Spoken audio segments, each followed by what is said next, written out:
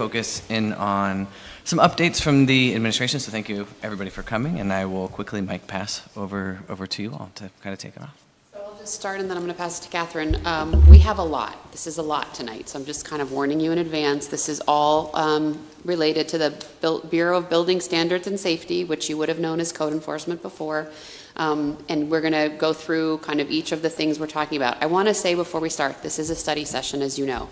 Nothing here is in stone. We have work to do with you. You'd have to make approvals here. So both for your benefit and for the public's benefit, I don't want this to be construed as this is gospel now. It's not. We're bringing to you to say, let's talk about this. We have some suggestions, okay? So with that, hand it to Catherine. Awesome. So for some that don't know me, my name is Catherine Easterling. I'm the Director of Neighborhood and Economic Development, which I oversee our building standards and safety code enforcement. And so today's presentation is really going to focus on our rental program transition, fee modernization, and then also any ordinance updates that will be focused on those. And so jumping into slide 2, our executive summary. So the Bureau is really proposing updates to our rental and mechanical inspection services. We're really looking to improve this from our housing quality, strengthen property maintenance, which is our code enforcement. You'll keep hearing me say property maintenance. We're looking to transition our phrasing from saying code enforcement to our property maintenance, and then really looking at our enhanced cost recovery. It's not changing. I don't know if you want the slides. Here, let me try. Thank you. Sometimes that works and sometimes it does not. There it goes. Go. Okay. Good. Okay, yeah, okay. So the proposed in-house rental registration program will be modernized through our rental registration fee increase, and that's proposed, and the implementation of a proactive inspection cycle, ensuring that all rental units are inspected and more frequently inspected when there are deficiencies that are identified. So the Bureau is really also looking to bring in the mechanical inspection, and this is also through a third party. And we're really looking to really improve service quality, coordination across our permitting department, inspections and enforcement, while also capturing revenue that has previously been or currently being outsourced. Slide 3.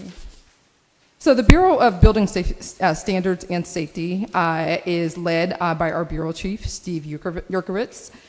So through the Bureau, I would say we also have departments under there, kind of like our public works. So we have property maintenance, which is our code enforcement. We have our rental registration and inspection program, and then we also have our building trades. So electrical inspectors, plumbing inspectors. So really kind of jumping into the background of our study session here, we're really looking, our focus is going to be on the rental program transition and fee modernization. And so the city, and the reason why we're kind of moving towards this is that we've received consistent feedback from our stakeholders. And so property owners, tenants, and our staff and inspectors have provided continuous feedback on how we can improve this process. And the feedback that was highlighted was inspection consistency, the responsiveness to complaints, right? Because we don't own some of this process now. That has been limited. And then coordination across our code enforcement efforts. And then the other is that we don't have the ability right now to be able to capture some of this data because it lives in multiple places.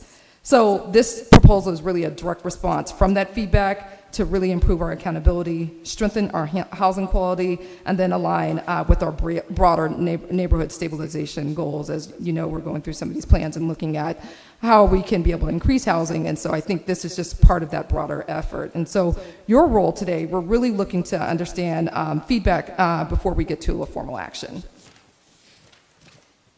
So some of the rental program, the background of the rental program, and then the challenges that we're currently facing right now. So in 2006, the city of Erie established the rental registration and inspection program, and that was really to ensure safe and code compliant housing. And the city, from that program that was initiated in 2006, the city also settled a lawsuit back in 2018 that provided some additional provisions on how and when inspections are being handled from the apartment association. And council, I wanted to put that in there so that you're aware of that, because I think as we're asking you to do some things, we think, I don't think anybody was on council then, so we didn't know this either, and so in doing our research, we think it's important that you know that this was an issue back in 2018 and there was some work done. Okay. So looking at the background of the rental program and how the system's currently working today. So rental inspection services are delivered through a local third-party contractor, building inspection underwriters, BIU. And so it's always lived there. So we've never had the rental program in-house. This has always been a third-party contract. And so the city, what the city owns in this process is that there's 13,489 rental units. The city owns the licensing and the administrative process, so we are the ones that issue the licenses and then send out any type of invoicing is provided in those administrative functions. And right now, the BIU inspectors approximately inspect about 7 to 9 properties or units per day. So where this current model is falling short, so we're seeing it fall short in these 5 categories. So oversight, we have that limited control, which we talked a little bit about. Service delivery, we're limited in our ability to really prioritize complaints because this is a third-party process. And then again, back to that data part, right? Understanding when inspections are being failed, and really being able to use our property maintenance, our code enforcement to be able to assist in some of these is where we're lacking. And then also coordination. So they're have been disconnected from the broader enforcement strategy. And then additionally, we're unable to really recoup the full program cost from a financial standpoint too. So currently, the current program rental costs are, so our annual contract for BIU is $233,270, which was paid out for 2025. This program also funds 2 clerks and 1 rental inspector, which are city employees, right? So we have third party through BIU that are doing the inspections, and then we also have 2 clerks and an inspector that is funded through this program. We have technology costs that are here. There is a vehicle, office supplies, and some communication. So it really breaks down all of the costs that are associated with our rental program. So the rental revenue. So for 2025, we brought in $485,465, and that's broken down from revenue and then also reinspection. So if you failed an inspection, there will be a fee after a second failed inspection, and so there's how that breakdown is. What I will say in that rental revenue, the $467,750, that is not all of everyone paying on time. Some of that is recouped funds from previous years that have been received in 2025 as well. So that's not annualized, that's just what was taken. That's what was taken in, correct, yeah. Is there a way of quantifying over like a 3-year period? What was average? We can look into. We can also take the number, we know how many rental units there are, I mean, at least the ones that are registered with us, right? And we can multiply that by the number that is current and give you that. That can was get a you question both. I had. What is the requirement for a landlord to be registered? Is it just as long as they are renting to someone, or if they live on the property, do they get away with? If they live on the property themselves, it says in the ordinance there to provide proof of that, they're supposed to certify, but if they, or I think a family member are living in the Correct. property, they don't have to register. Right now, too, we'll talk about this, currently, Section 8 properties do not have to register, or they do have to register, but they don't have to be inspected, correct? We would like to change that. In speaking with the Housing Authority, they told us they don't have a problem with Section 8 being inspected, so, and then Housing Authority properties, so their public housing units, they are not registered with us or inspected by us. Those are totally done by the Housing Authority. So those are the only exceptions. Yeah, and the one for relatives, like if you own the house and your mom lives there, they just ask, the rental registration just asks for you to send in a letter saying, my mom lives there. Just affirming that. And yeah. therefore, it's not out for rent, it's like literally, I own it, but my mom. So what quantifies a relative? Like nephew, sister-in-law's cousin, or what? I think the ordinance is like basically immediate close family. So it can't be like your second cousin twice removed, Jim. But I think, your kids, your stepkids, your wife, mom, parents, like that kind of thing. But it's on the landlord to send us the note to tell us that. See what I'm saying? Yeah. Mm-hmm. Yeah. So looking at some of the trends, so the unpaid rental fees are increasing, right? So 2023, we saw about 54,000, and that has jumped to 75,000. There was a big push back in 2018, so you can see that some of the unpaid fees were up to 300,000. So there was a big push through our rental program to be able to look at some of these unpaid rental fees and recoup some of those too. So there has been direct action with that. And then also this additional inspections, unpaid balances are also rising too. So that reinspection after that second time, we're seeing those increase. It was interesting for us to do some research. In 2018, Council and Mayor Schember attacked this same issue. They tried to tighten up the program. Many of the same things we're talking about now. At that time, it was that there were so many unpaid, so they tried to tighten up at least the enforcement of the registration. But it was interesting to see that was 8 years ago, and here we are still having the same conversations. They did their best and certainly helped with the registration, but they didn't go the inspection route. The conversation's going to change because we cannot just continue with the same conversation. Correct. So I'm pleased to see that you're presenting this tonight because it's no longer a problem, it's a crisis. Crisis.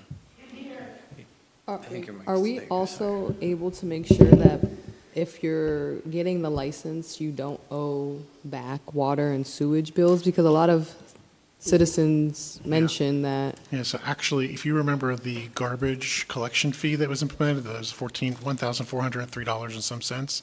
One of the revisions to the ordinance that we made, we inserted for rental registration purposes, if they are behind on their garbage and water, we added that to the list of things that will disqualify them from a rental license. It's in the ordinance. Yeah. Okay. But it's relatively new. Yeah, Yeah. because I remember that there's a long list of landlords and specifically LLCs that owe the city a lot of money, and I feel like they get away with it because nobody wants to turn them off, or, Right. Right, so because it was passed, I think, the spring of last year, it's one of those things, so now those people who have 1 or 2 year licenses, you start seeing it this year and probably next year, Where they're see that be coming. enforced, right? So what are we proposing? So we are proposing to transition into a fully in-house rental inspection program service model. So what that would look like is really a centralized intake, inspection, and then enforcement functions would all live within the city. And that really helps with clear lines of accountability and really performance management. And so we're also we're hoping to see that it's going to be some improved coordination with our neighborhood and economic development priorities too. So what we're proposing as far as staffing, and so right now, as I stated, that there is 2 rental clerks and then there's 1 inspector. We're proposing, in addition to those, we would be adding an additional rental clerk, 3 rental inspectors, right, and then 1 assistant bureau chief to be able to manage this full program. And so rental inspector responsibilities really look at interior rental, tenant-generated inspections. So if a tenant calls and says, hey, my power's off, and then someone would be able to go in to do inspections. Rental license compliance inspections, so to make sure you have your license, we would go out and inspect. And then short-term rental inspections and compliance, and Section 8 units, as the mayor just added as well. And again, that is a new part of that, the rental program. So there'll be 3 rental clerks? Is that Correct, yep. There'll okay. be, so in totality, there would be 3 rental clerks, there would be 4 inspectors, and then assistant bureau chief that would be managing that right now. We also want to say out loud, we have to talk to the union about this as we go further here, because currently our code enforcement officers are AFSCME members. I think there's been some very preliminary conversation with them to let them know what we're thinking about, but I just want to say that out loud, that we also need to have a conversation with AFSCME as we're adding or changing employees. And those are just estimated base pay, not to include benefits, what's before us at this So point. in that part, no, those are just the actual base pays of each kind of letter grade from there. Gotcha. Yes. So the proposed inspection strategy is really going to focus on high-risk units. So we're going to, for standard properties, we're going to be inspecting every 2 years. High-risk properties are going to be inspected annually. And then also new ownership inspection prior to the issuance of a license. And, I'm sorry. No, go ahead. I'm just going to ask a question after. The GIS system that we have, are we going to be putting the information that we acquire? Okay, Yes, cool. we're really, and we'll talk a little bit about technology, but we're really trying to use that GIS in every department now. So yes, Thank we'll get there. It's you. taken us a minute, but we'll get there. And I'm glad this is just a starting point for discussion because, which I agree with all of it, but I will say that there has to be a component, and there are rubrics that this is enforced equally across the board, because I'm not sure that that occurs right now. And I'm always going to be upfront with the race problem that we have here, and I don't think that it's just indigenous to other cities. I think it's a real thing here too. Agree. Thank In you. our departments, authorities, boards, and commissions. And I think consistency helps when we have a checklist, when we're very clear about what we expect and we go through that. That helps us Absolutely. avoid those kinds of concerns. Yeah, that's what I'm saying. So moving into the enforcement framework, so when violations are identified during our inspections, we're recommending for a temporary license and revocation. So you would receive a 10-day warning notice when there has been a violation, and then the property owner receives 30 days to complete those repairs. So if they fail to comply with that, these are kind of the listed of what we are recommending. So revocation of your rental license, properties is posted uninhabitable, and if repairs aren't completed, a citation would be filed with the district judge. And Mr. Horton, I think this helps. Again, this is consistent and clear. And by the way, this is already in the ordinance. This enforcement activity, this timeline is already written in your ordinance. There's no change here. This is just us, and I say this all the time because I've heard Councilman Flores say this, it's just us actually enforcing it. That's what we have to do. It's in the ordinance. We have to go out and do it. So we would revoke the rental license. We could post the property uninhabitable if the violations are that severe, and we could file with the district justice. When we file with the district justice, as the solicitor has advised us, that's now public record. So someone who's renting could find out in the public record if their landlord had violations filed with the district justice. So it does provide that level of transparency as well. Again, I might add, because all of the provisions are there, but the humanity isn't always counted in the equation. And I don't think I'm one that happens to know that it's not enforced, in an equitable manner. And it's some people are don't have the disposal that others have. Yes.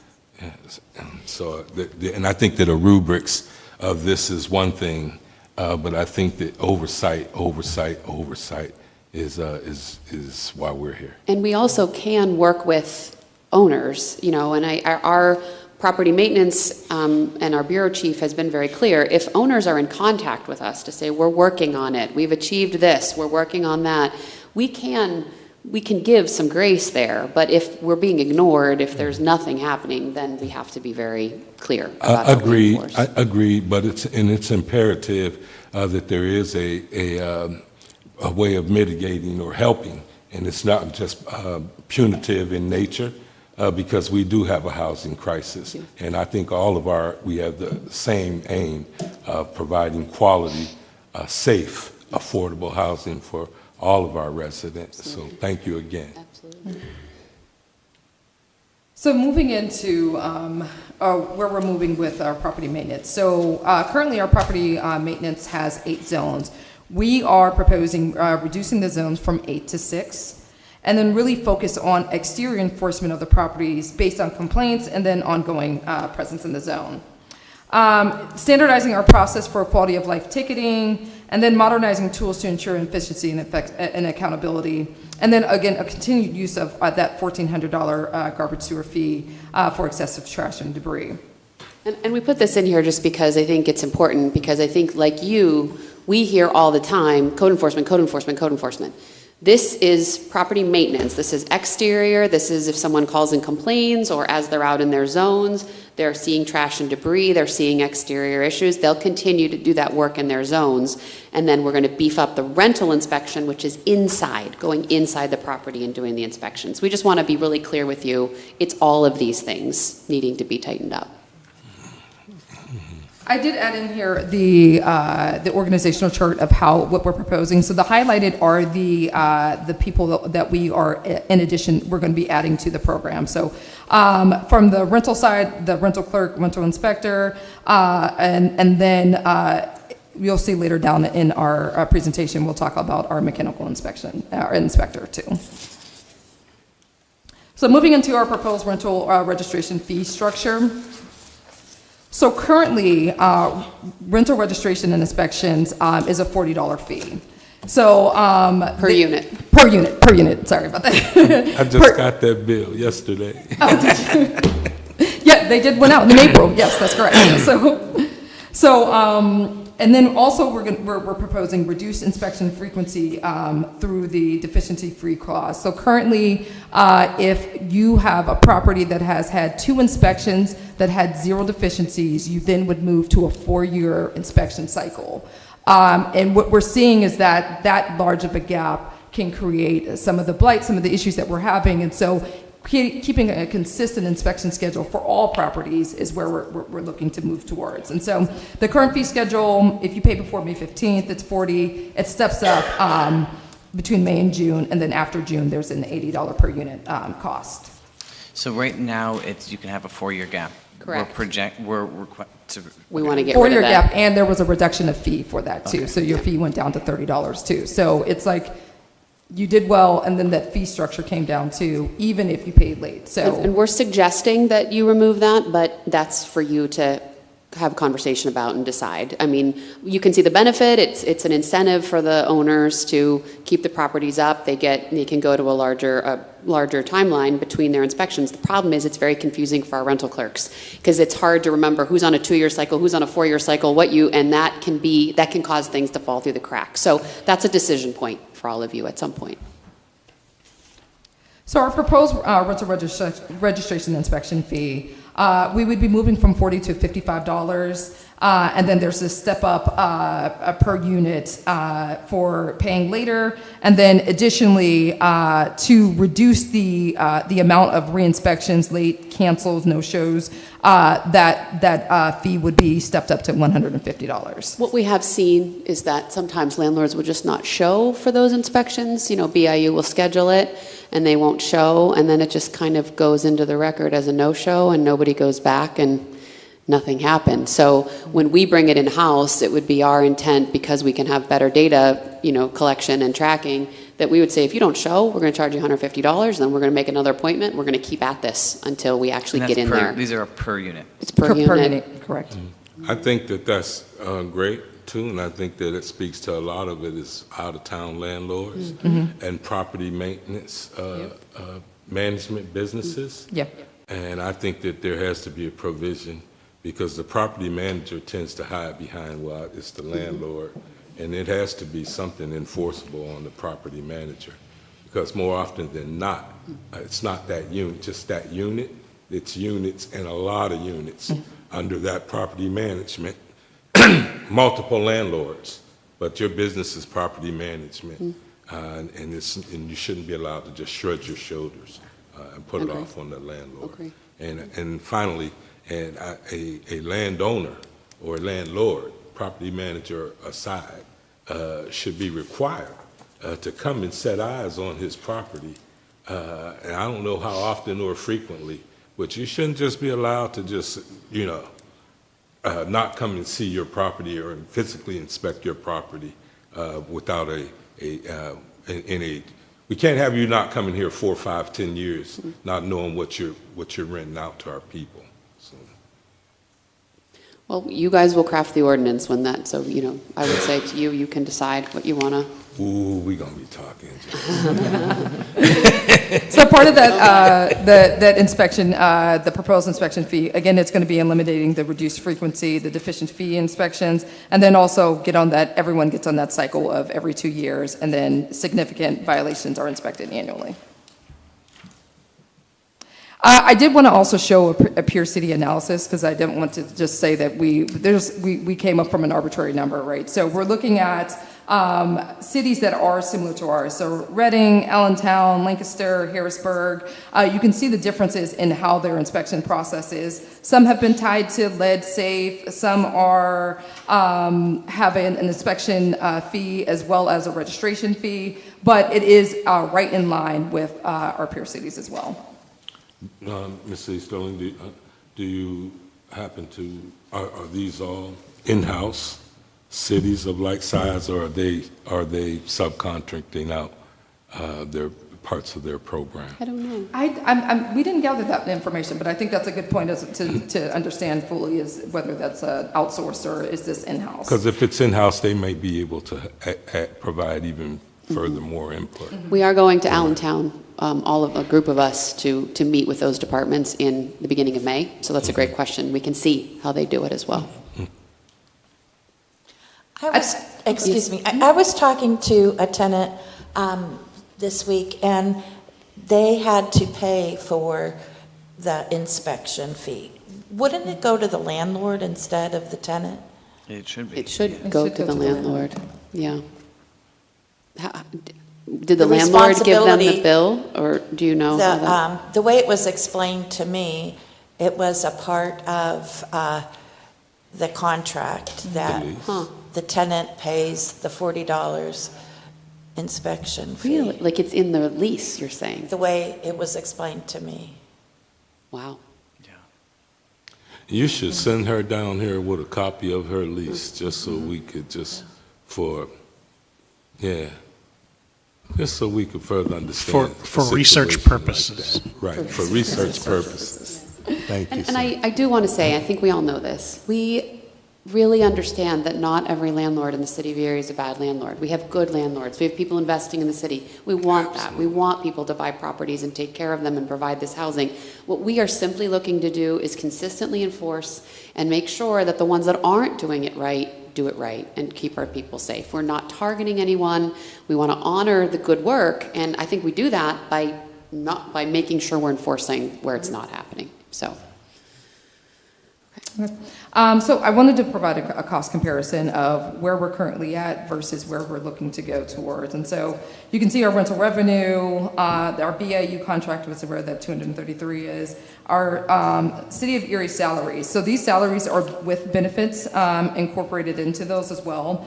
And then it breaks down into some of these, some of the soft costs that are associated, or overhead costs that are associated. And then with our proposed rental revenue, we're looking at from that 40 to that 55, that is looking at it as if everyone paid on time. So that's just giving a current baseline. Our salaries, and then again, those same costs is there. I will say that, so management salaries are not incorporated into this estimate. And then also some of these costs are also uncovered into. What does that mean, management salaries? What managers? PERS. Correct. Right, and that's a budgeted position that we'll have anyway, so that wouldn't be factored into this specifically. It would just be factored into our budget in the position that you currently. But when we're trying to operate. allocate costs, here's why this is important. This program has to be revenue neutral. We have to show that we're not making money on this, okay? So what we're saying right now is, if you look at these numbers as they exist, it looks like we're making $114,000 a year on this program. But when we go back and dig a little further, we can allocate a portion of Catherine's salary, for example, to this program. She's spending a lot of time overseeing this program. So we think there's just more costs we can allocate so that we can get to that revenue neutral number. Well, I was going down that path because, in her current position, assuredly her scope of work would and so that speaks directly to scope of work. And so I just want to be real clear. When I see management salaries not included, is that a new position or, and so pardon my ignorance for asking, but also, and I want my colleagues to know that the software isn't cheap, technology isn't cheap. It's necessary, and a lot of these steps, in my opinion, are necessary because it speaks directly to oversight, and I don't think we have oversight that we should have currently. And we have more work to do on this. Great Again, investment. we can't show $114,000 profit. Gotcha. So we need to go back and we need to make sure and find out what other costs. This was just these are the big ones. We'll go back, and if it ends up that, no, it's not revenue neutral, then we'll say, okay, we need to bring that rental fee back down because we can't be overcharging. But you will see, what Catherine didn't say is, we're losing money right now. Right now, absolutely we're in the red, 132,000, how we're doing it right now. We can't continue that, for sure. Not, and certainly, most assuredly, not for the quality of product that we're getting. Correct. Yeah, I agree. I was on council in 2018, Okay. so I remember that. And the problem is we do have to make sure that people pay on time.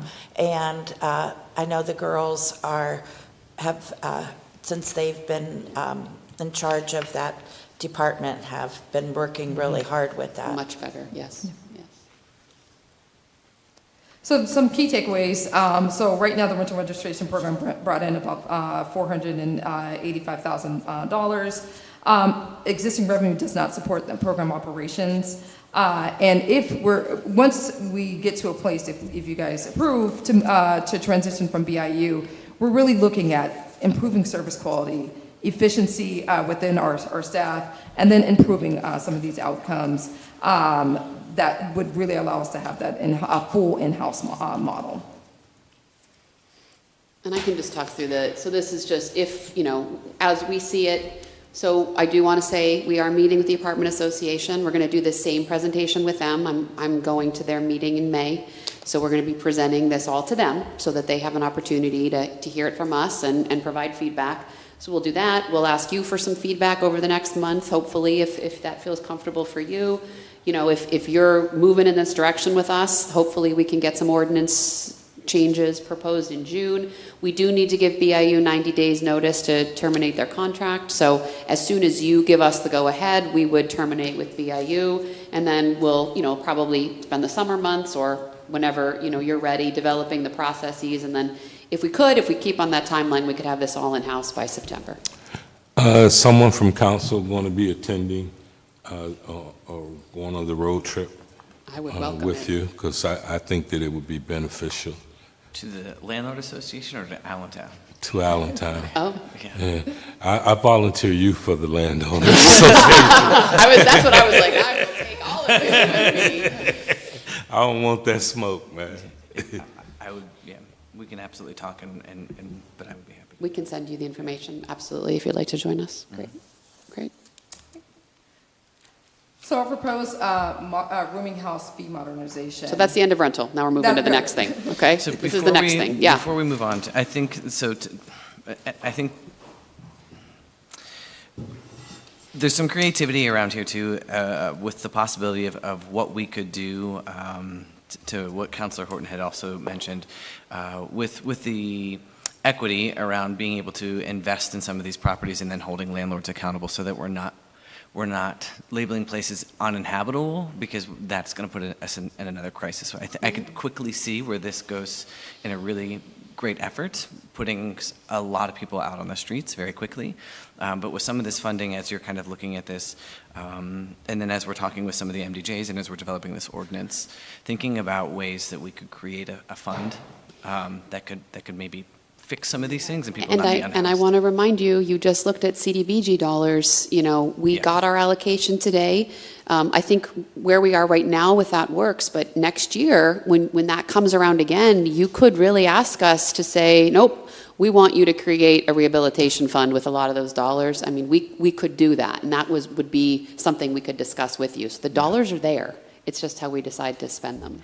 The dollars used to be spent in such fashion when I was a kid, and been here lately. We're paying for road repairs, things of that nature. Agreed. And so the matrix has to change.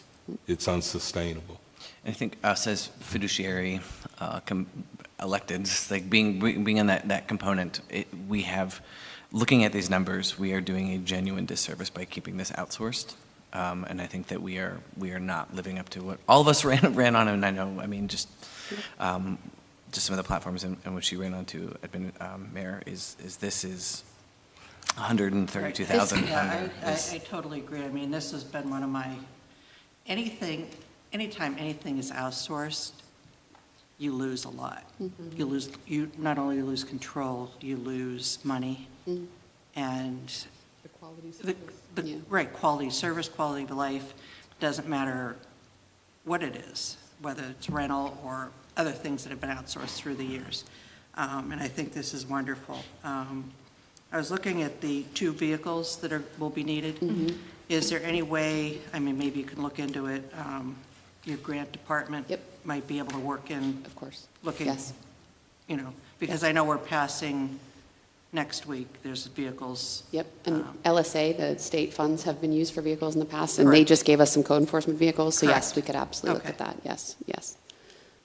And I do want to say, to your point, Dr. Titus, a lot of us did run on this. I think we all know this is important. This is like the low-hanging fruit, as far as I'm concerned. Like, this is like step 1, tightening up the rental issue. Then we can move on to homeownership conversations, and then, then we can move on to larger developments, but this is like the low-hanging fruit. Let's just get this done. I just see the faces and hear the voices, especially from the last public meeting hearing that we had. I can't unhear and I can't unsee. And the fact that they had to come down here and bear themselves so publicly, I think that this just shows that, again, I know this is the first step, but that we're listening and we're taking action. So I appreciate. This is, in a sense, low-hanging fruit, but it's probably the most important piece of what we'll do, because I'm coming from a human services body, and quality of life matters, and not just in the cute rhetorical sayings or things. It actually matters in terms of life expectancy, and so it's morally imperative that we do this without delay. And I will say this, and I try not to speak too much more going through the session to allow for my colleagues to interact. But council, this is great, but we have a responsibility, some stuff that we need to do too. And I'm glad that we're all rowing in the same direction, but it can't just be a document presented in front of us and everybody without discussion say yay, because I'm hoping we all continue that way. But no one should no one should vote on something that they don't understand. And this can get really, really tricky, really, really fast, to your point about putting people on the streets. And it all has to work together. I'm glad this is the first step, but it's a very, very important step, and it's not one to be taken lightly. I also did look on Allentown's program. Interestingly, they require the license to be displayed in the unit. That's in their ordinance. They also require that they call it the tenant landlord obligations. Sounds very much to our tenant bill of rights, be displayed in every unit. So again, there's a couple more things as you reconsider an ordinance that you might want to consider. I can send you some of the information about what they do. And you'll have to build in an educational marketing Yes. component for this too, because our intent is to educate the landlord too. It's not to be punitive, but it is to pull you up and hold you accountable. And there has to be some grace. I don't want to say grace in there, because they've been given certainly enough grace. If anyone needs grace, it's the residents living in uninhabitable dwellings currently. But they have to be brought up really, really quickly, because we're going to be expecting to hold them to the standard really, really quickly. All right, so we'll move on then. Is that okay? From rental to rooming house, hotel. I had to clarify for this for myself, so go ahead.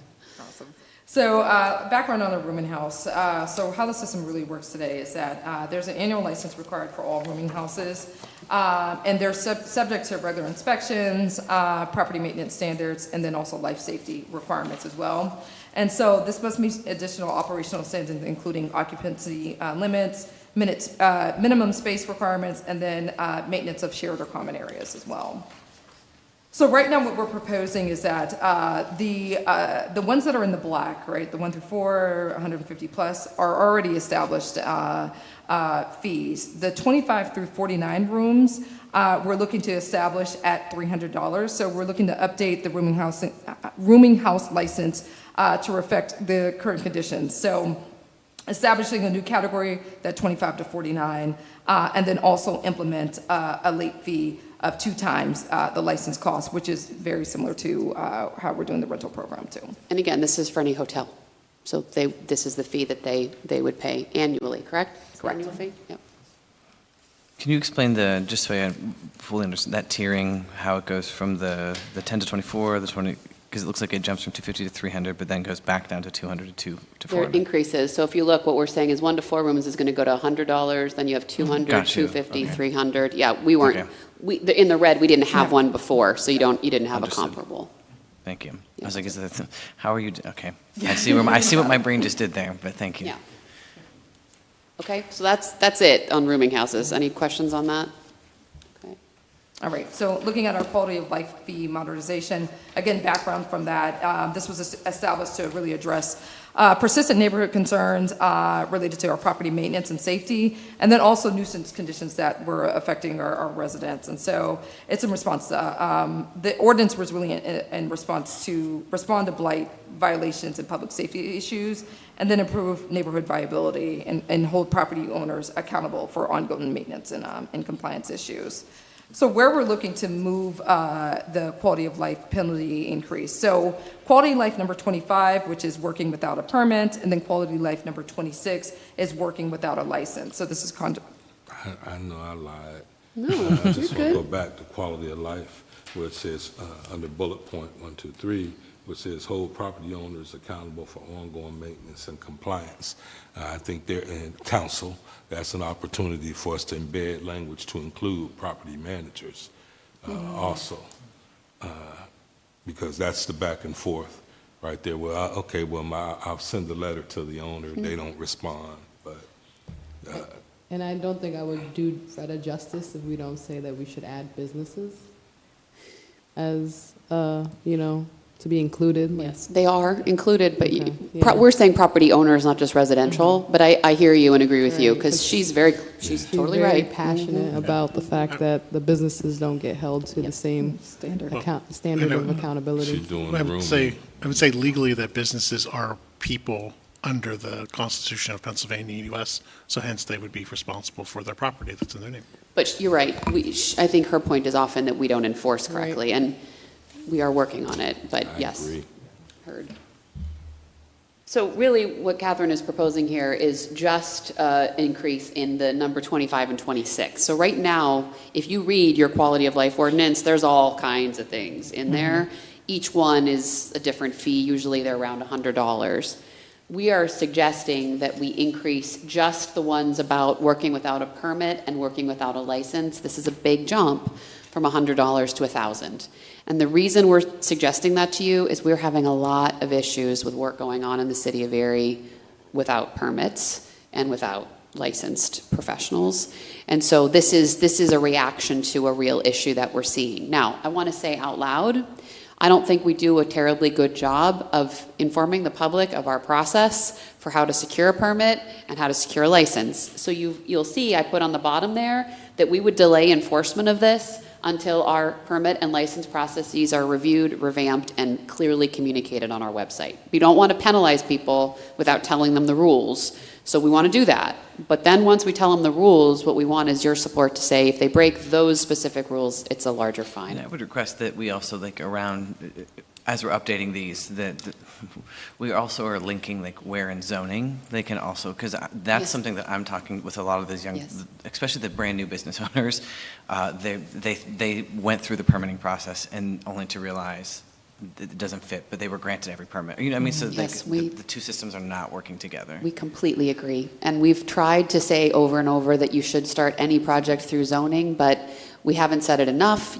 People need a lot of time. We completely agree that this is on us. We are not being clear right now. We need to be clearer.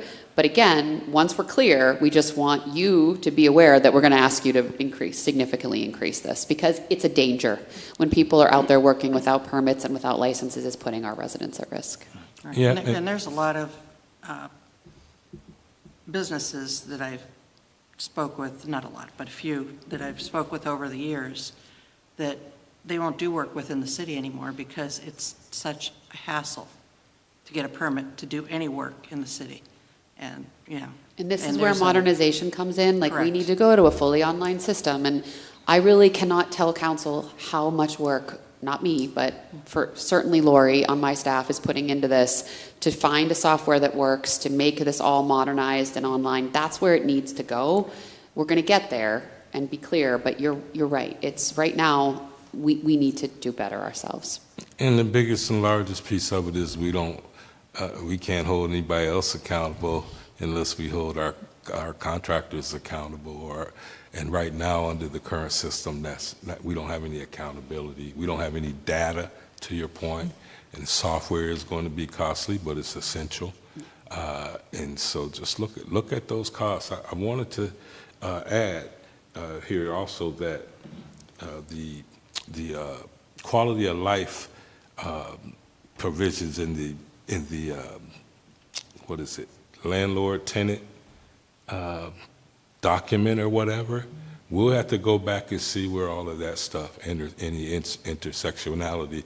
What I was searching for, I lost my chain of thought, was the process. There has to be a checklist and a education process for even the smaller developers, because that's pretty much the issue I want to discuss with you afterwards. Is people don't understand the process from the large developer or the big developer, and we should have a rubrics or a checklist that says, or that people, if you embark upon this, this is how this goes, and this is the timeline of it all, and we should hold them to it. And it is an education component to that, not just to the landlord association, but to those new and enterprising developers. Absolutely. And, again, we wanted to bring you all of these at once, but we understand some of them you won't act on until that's okay with us, but we just want you to be aware of the direction we're going. We have work to do in this area, for sure. Okay. Mechanical? Yeah. So the mechanical and inspector transition. So currently, our commercial mechanical inspection services are also delivered through BIU. So the city currently oversees the issuance of the permits and residential mechanical inspections as well. So you can see that disjointed, where residential inspections are done within the city, whereas it is commercial is done through BIU. And then all the licensing and administrative functions also live within the city as well. What we're proposing is bringing BIU, the commercial mechanical inspection services, in-house, which really provides a better opportunity for us to have better service, quality, stronger enforcement, and then again that cost recovery right now. So if you can see the little chart in the bottom, so in 2025 we had 356 issued permits for commercial, which brought in at about $41,000, almost $42,000, and then from the residential side there was about 77 issued permits and about 27,000.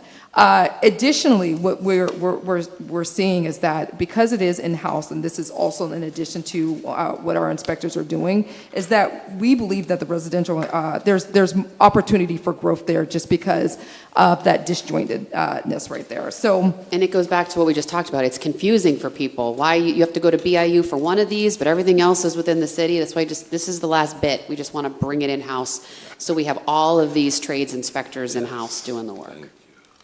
So what we're proposing is one mechanical inspector. We would look at the salary range is around between 72 and 75,000.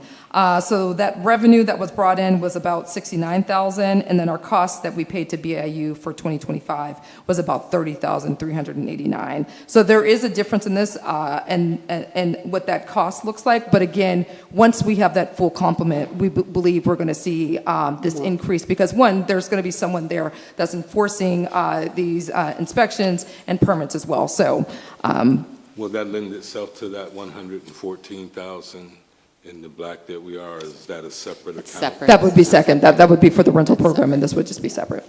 The other issue we have, just so you're all aware, we have our building inspector, electrical, plumbing, and then, we want to move with the mechanical. What we hear from our trades inspectors is they're the only ones of their kind. So for example, Sam Santana is our electrical inspector. When Sam is out, if he misses a day of work, there's a huge backlog now for him. He was telling me he went to Disney with his family and he basically was up at 5 a.m. every day trying to get through this because when he's out, there's no backup. BIU provides some backup for us in some of these areas, but the more we take from them, I think the less likely that's going to happen. So we've also talked to Steve about maybe finding someone who had a couple of these specialties so they could provide some backup to one another. Having them kind of cross-certified would also be helpful, but at least as a start to get the mechanical in, and then hopefully try to get them to be able to back each other up, because right now it's very difficult for each of these inspectors because they're the only one of their kind. All right.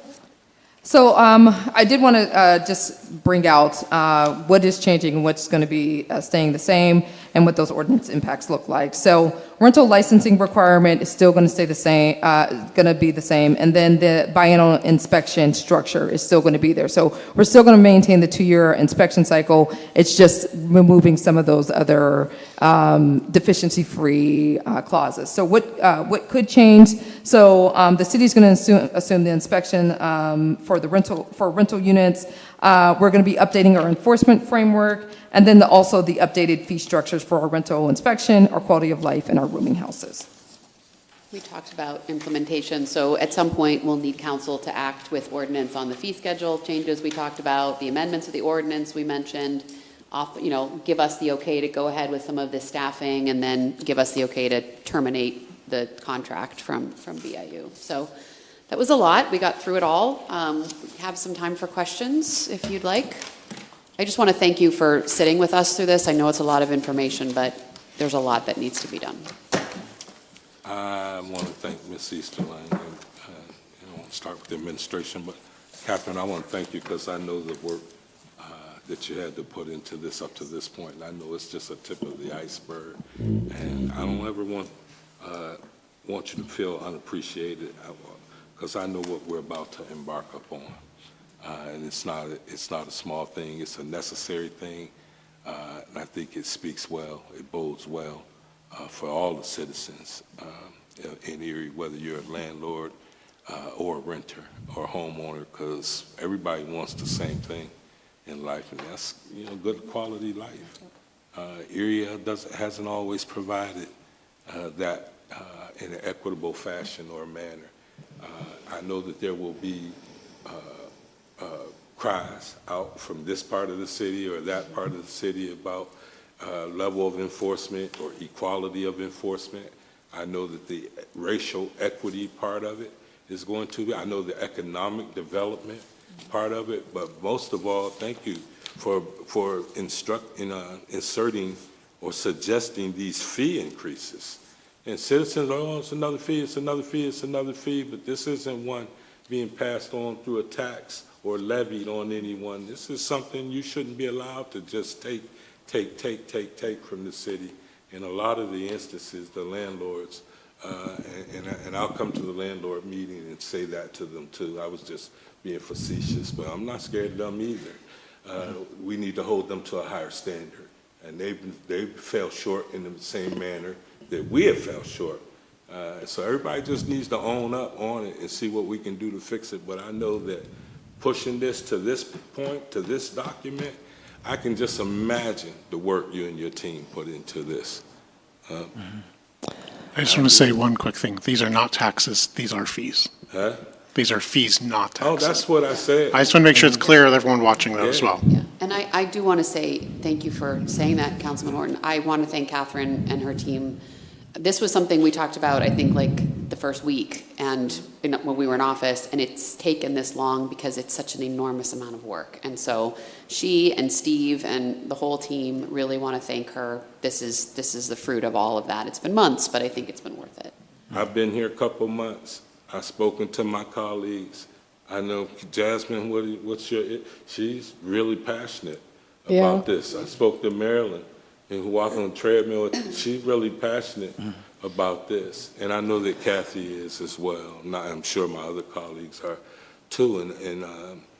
And we have the means to do it. Now it's, do you have the political will? And there will always be naysayers, but this has to happen.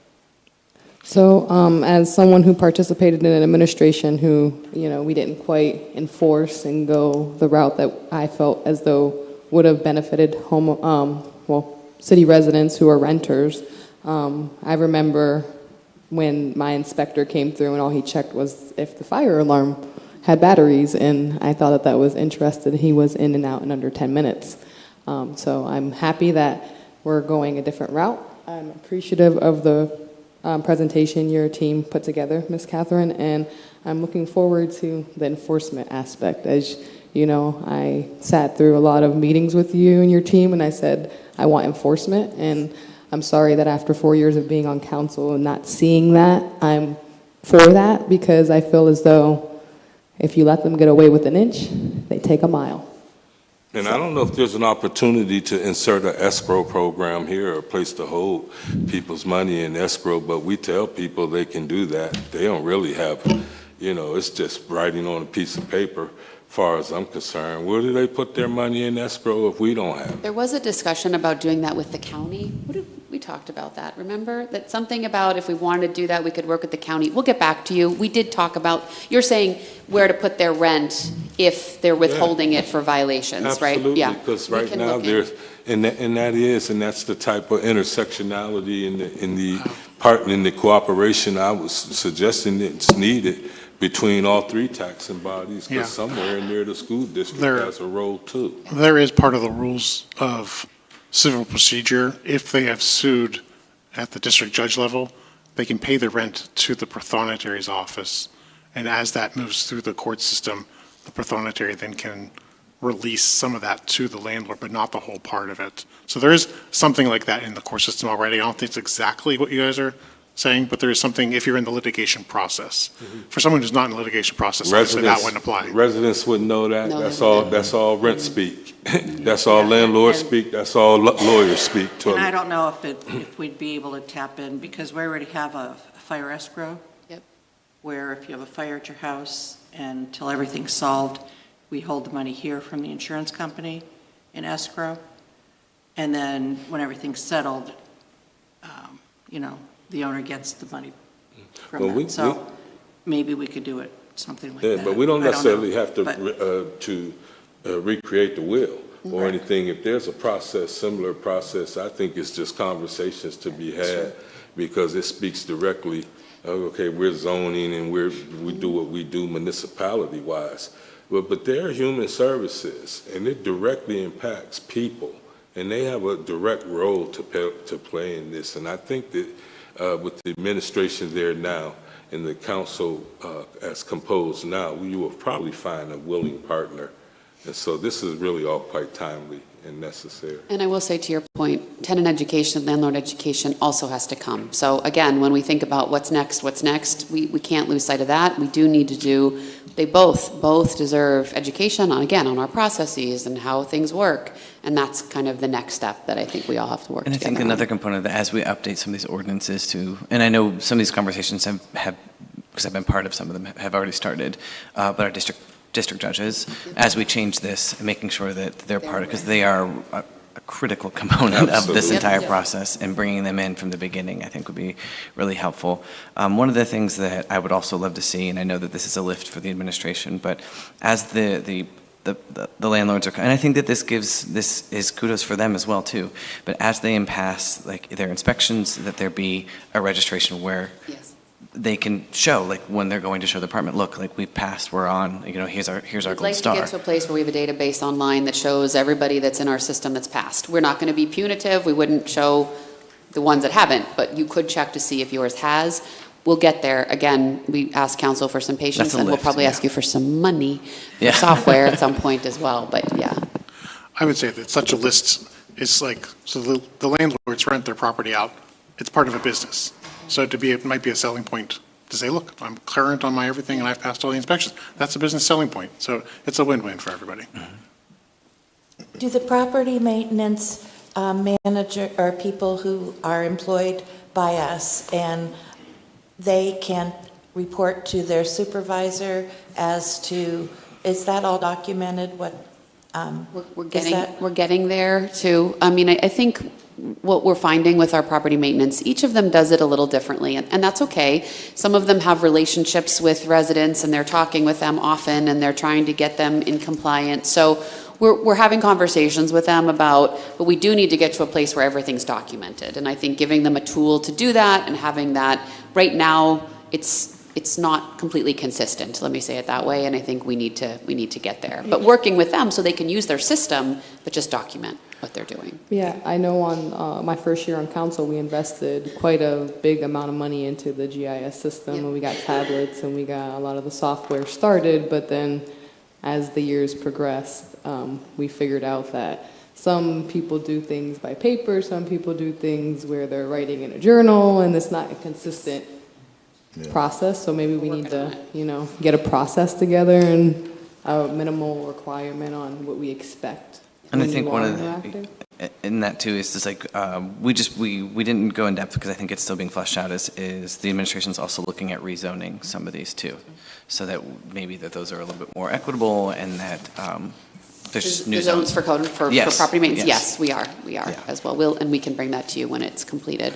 So I guess leaving here today, action steps, if you like what you heard, if you think these are the right things, we'll ask you to, discuss, and then hopefully, if you need our assistance, we can help with the ordinances or whatever, but obviously these are you'll need now to enact the things that you want, so we'll ask you I'll to do request that. our clerks also help pull some of these ordinances from the comparable cities so that we can also have some language that we can be pulling from as well. I think my school background being in the enforcement of the school, the more systems you put in place, the more like fish are coming. So right now, we don't have that many fish coming, right?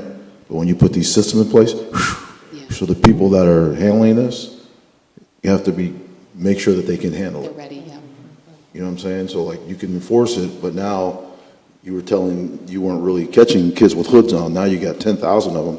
Yeah. Can the people that have to handle it, are they, that's something to. It's a great point. It's a great point. And I will say, we came to you with what we think is the minimum number of inspectors and clerks. That's not to say that once we get this going, we wouldn't come back to you and say, you know what, you're right, we need somebody else. I just want to reserve the right to come back to you. We think we can handle it with what we have, what we've proposed, but we'll Great see. start. Well, you started by educating me. I have to learn the verbiage, the proper verbiage, and quit saying code enforcement and say property management or mechanical building inspector. Rental inspector, Rental property inspector, maintenance, yes. Yeah, so bear with me. No, it's And I everyone. think it's imperative that we all start using that verbiage because that's part of the education process. Thank you. Thank you. Thank you all for the work that you have done here. Great. Thank you. Appreciate it. Thanks, That everyone. didn't take long. No, that was,